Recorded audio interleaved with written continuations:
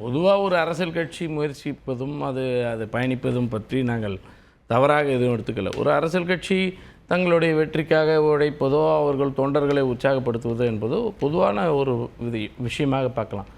பாஜக பேசுவது என்பது ஒரு புதிய கட்சி அல்ல, நீண்ட காலமாக இருக்கிறது என்று அவர்களே சொன்னதைப் போல 2 MP சீட்டில் தொடங்கி இன்றைக்கி ஆட்சி அமைத்திருக்கிறோம் என்று சொல்கிற அளவுக்கு வளர்ந்து இருக்கக்கூடிய கட்சி.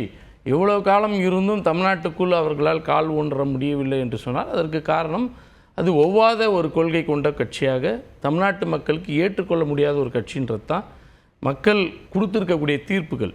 எனவே அவங்க தனித்து ஒரு கூட்டணி அமைத்து இங்கே வாக்குகளை பெறுகிறோம், இந்த தேர்தல் இன்னும் கூடுதலான வெற்றியை பெற முடியுங்கிறார். இப்போ அதிமுக கூட்டணி அப்படின்னு வரும்போது அந்த கூட்டணி சமபலமாக இருக்குன்னு ஷியாம் ஃபீல் பண்ணுறாரு. அதான் அதிமுக தனியாக நின்றுருந்தால் கூட திமுகவோடு போட்டி போடுவதற்கே ஒரு சிரமமான சூழல் தான் இன்றைக்கு தமிழ்நாட்டில் இருந்து கொண்டு இருக்கிறது. ஏனென்றால் திமுகவினுடைய தலைவர், தமிழ்நாட்டின் முதலமைச்சர் இதுவரையில் செய்து கொண்டிருக்கக்கூடிய திட்டங்கள் எல்லாம் தமிழ்நாட்டில் உள்ள ஒவ்வொரு வீட்டிற்கும் சென்று சேர்ந்திருக்கக்கூடிய திட்டங்களாக இருக்கிறது.